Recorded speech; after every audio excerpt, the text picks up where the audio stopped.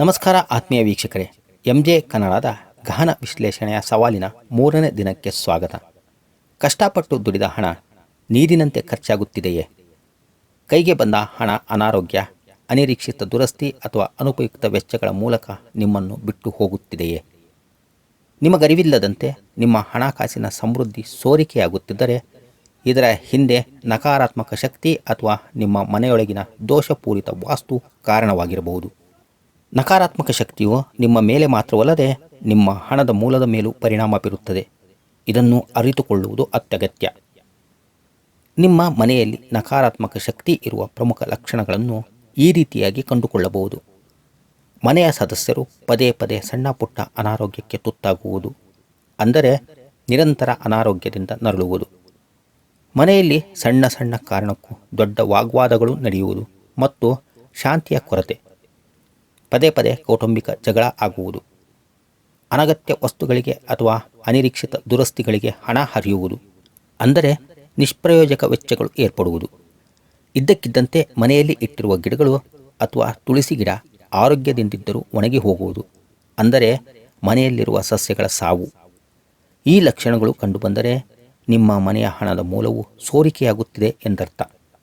ಇಂದಿನ ಕೆಲ ನಿಮಿಷಗಳ ವಿಶ್ಲೇಷಣೆಯಲ್ಲಿ ಈ ನಕಾರಾತ್ಮಕ ಶಕ್ತಿಯನ್ನು ತಕ್ಷಣ ನಾಶ ಮಾಡುವ ವಾಸ್ತು ಪರಿಹಾರಗಳು ಮತ್ತು ಶಾಶ್ವತ ಪರಿಹಾರವಾದ ವಾಮನ ಸೂತ್ರದ ರಹಸ್ಯವನ್ನು ತಿಳಿಯೋಣ. ಅದಕ್ಕೂ ಮೊದಲು ಯಾರೆಲ್ಲ ಎಂಜೆ ಕನ್ನಡ ಚಾನಲನ್ನು ಸಬ್ಸ್ಕ್ರೈಬ್ ಮಾಡಿಕೊಂಡಿಲ್ವೋ ಅವರೆಲ್ಲ ಸಬ್ಸ್ಕ್ರೈಬ್ ಮಾಡಿಕೊಂಡು ವಿಡಿಯೋಗೆ ಒಂದು ಲೈಕ್ ಕೊಡುವುದನ್ನು ಮರೆಯದಿರಿ. ನಕಾರಾತ್ಮಕ ಶಕ್ತಿಯು ಮನೆಯ ವಾಸ್ತುವಿನ ದೋಷದ ಮೂಲಕ ಪ್ರವೇಶಿಸುತ್ತದೆ.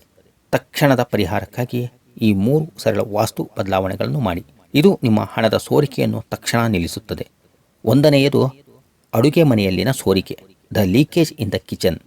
ಅಡುಗೆ ಮನೆಯಲ್ಲಿ ನಲ್ಲಿಯಿಂದ ನೀರು ಸೋರುತ್ತಿದ್ದರೆ ಅದು ನಿಮ್ಮ ಹಣಕಾಸಿನ ಸೋರಿಕೆಯನ್ನು ನೇರವಾಗಿ ಸೂಚಿಸುತ್ತದೆ. ನಲ್ಲಿಯಿಂದ ಟಪ್ ಟಪ್ ಎಂದು ನೀರು ಬೀಳುತ್ತಿದ್ದರೆ ಆ ನೀರು ನಿಮ್ಮ ಸಂಪತ್ತಿನ ಪ್ರತಿರೂಪ. ಈ ಸೋರಿಕೆಯನ್ನು ತಕ್ಷಣ ಸರಿಪಡಿಸಿ. ಹಾಗೂ ರಾತ್ರಿ ಮಲಗುವ ಮೊದಲು ಅಡುಗೆ ಮನೆಯಲ್ಲಿ ಬಳಸಿದ ಪಾತ್ರೆಗಳನ್ನು ತೊಳೆದು ಇಡಬೇಕು. ಪಾತ್ರೆಯಲ್ಲಿ ಉಳಿದ ಕೊಳೆ ಅದು ನಿಮ್ಮ ಸಂಪತ್ತಿನ ಮೇಲೆ ನಿಂತ ಕೊಳೆ. 2ನೇಯದು, ಮನೆಯ ಪ್ರವೇಶ ದ್ವಾರದ ಶುದ್ಧೀಕರಣ, ಪ್ಯೂರಿಫೈಯಿಂಗ್ ದ ಎಂಟ್ರೆನ್ಸ್. ಸಂಪತ್ತು ನಿಮ್ಮ ಮನೆಯನ್ನು ಪ್ರವೇಶಿಸುವ ಮಾರ್ಗವೇ ಮುಖ್ಯದ್ವಾರ. ಆ ದ್ವಾರದ ಎದುರು ಕಸ, ಒಡೆದ ವಸ್ತುಗಳು ಅಥವಾ ನೆರಳು ಇರಬಾರದು. ಮುಖ್ಯದ್ವಾರಕ್ಕೆ ಪ್ರತಿದಿನ ಬೆಳಗ್ಗೆ ನೀರು ಹಾಕಿ ಸ್ವಲ್ಪ ಉಪ್ಪಿನ ಪುಡಿಯನ್ನು ಬೆರೆಸಿ ಒರೆಸಿ. ಉಪ್ಪು ನಕಾರಾತ್ಮಕ ಶಕ್ತಿಯನ್ನು ಸೆಳೆಯುವ ಅದ್ಭುತ ಸಾಧನ. ಇದು ತಕ್ಷಣವೇ ಹಣದ ಸೋರಿಕೆಗೆ ತಡೆ ಒಡ್ಡುತ್ತದೆ. 3ನೇಯದು, ಮಲಗುವ ಕೋಣೆಯ ಕನ್ನಡಿಗಳು, ದ ಬೆಡ್ರೂಮ್ ಮಿರರ್ಸ್. ಮಲಗುವ ಕೋಣೆಯಲ್ಲಿ ಮಲಗಿದಾಗ ನಿಮ್ಮ ಪ್ರತಿಬಿಂಬ ನೇರವಾಗಿ ಕಾಣುವ ಕನ್ನಡಿಗಳು ಹಣಕಾಸಿನ ನಕಾರಾತ್ಮಕ ಶಕ್ತಿಯನ್ನು ಹೆಚ್ಚಿಸುತ್ತವೆ. ಇದು ನಿಮ್ಮ ಶಕ್ತಿಯನ್ನು ಹೊರಗೆಳೆಯುತ್ತದೆ. ಮಲಗುವಾಗ ಕನ್ನಡಿಗಳನ್ನು ಬಟ್ಟೆಯಿಂದ ಮುಚ್ಚಿ ಅಥವಾ ಸಾಧ್ಯವಾದರೆ ಕೋಣೆಯಿಂದ ತೆಗೆದುಹಾಕಿ. ಈ 3 ಸರಳ ಬದಲಾವಣೆಗಳು ನಕಾರಾತ್ಮಕ ಶಕ್ತಿಯನ್ನು ತಡೆಯಲು ತಕ್ಷಣವೇ ಕೆಲಸ ಮಾಡುತ್ತವೆ.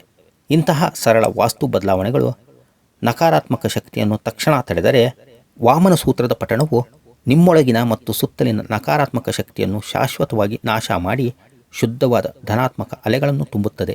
ಈ ವಾಮನ ಸೂತ್ರವು ವಿಷ್ಣುವಿನ ವಾಮನ ಅವತಾರದ ತತ್ವದಿಂದ ಬಂದಿದೆ. ವಾಮನ ಅವತಾರವು ಅಹಂಕಾರ ಮತ್ತು ಲೋಭವನ್ನು ತೊಡೆದು ಹಾಕಿ ಬ್ರಹ್ಮಾಂಡದ ಶಕ್ತಿಯನ್ನು ಮಾನವನಿಗೆ ಪುನಃ ಸ್ಥಾಪಿಸುವ ದೈವಿಕ ಸಂಕೇತ.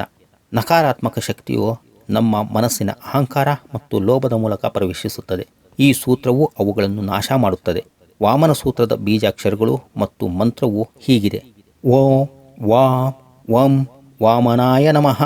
ವಾಂ ವಂ ಈ ಬೀಜಾಕ್ಷರಗಳು ನಕಾರಾತ್ಮಕ ಶಕ್ತಿಯಿಂದ ಉಂಟಾಗುವ ಕಷ್ಟ ಮತ್ತು ದುರ್ಘಟನೆಗಳನ್ನು ಶೂನ್ಯಕ್ಕೆ ಇಳಿಸುವ ಶಕ್ತಿಯನ್ನು ಹೊಂದಿದೆ.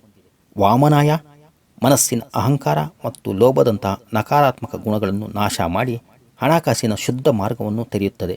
ಈ ಸೂತ್ರವನ್ನು ಪಠಿಸುವಾಗ ನಿಮ್ಮ ಕಷ್ಟಗಳು ಮತ್ತು ನಕಾರಾತ್ಮಕ ಶಕ್ತಿ ನಿಮ್ಮಿಂದ ದೂರ ಹೋಗಿ ದೈವಿಕ ಪ್ರಜ್ಞೆಯ ಬೆಳಕು ನಿಮ್ಮನ್ನು ಆವರಿಸುತ್ತಿದೆ ಎಂದು ದೃಶ್ಯೀಕರಿಸಿಕೊಳ್ಳಿ.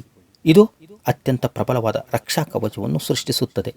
ವೀಕ್ಷಕರೇ, ಈಗ ಸಂಪೂರ್ಣವಾಗಿ ಕಣ್ಣುಮುಚ್ಚಿ ನಿಮ್ಮ ಗಮನವನ್ನು ನಿಮ್ಮ ಸಂಪೂರ್ಣ ಶರೀರ ಮತ್ತು ನಿಮ್ಮ ಮನೆಯ ಮೇಲೆ ಕೇಂದ್ರೀಕರಿಸಿ. ನಕಾರಾತ್ಮಕ ಶಕ್ತಿಯಿಂದ ಹಣದ ಸೋರಿಕೆ ನಿಂತಿದೆ ಮತ್ತು ಸಂಪತ್ತು ನಿಮ್ಮೆಡೆಗೆ ಹರಿಯಲು ಶುರುವಾಗಿದೆ ಎಂದು ಕಲ್ಪಿಸಿಕೊಳ್ಳಿ. ನನ್ನೊಂದಿಗೆ ಈ ಶಕ್ತಿಶಾಲಿ ವಾಮನ ಸೂತ್ರವನ್ನು ಧ್ಯಾನಪೂರ್ವಕವಾಗಿ ಪಠಿಸಿ. ಈ ಸೂತ್ರದ ಕಂಪನವು ನಿಮ್ಮ ಸುತ್ತಲೂ ಒಂದು ಶುದ್ಧ ಶಕ್ತಿಯ ಕೋಟೆಯನ್ನು ನಿರ್ಮಿಸಲಿ. ಓಂ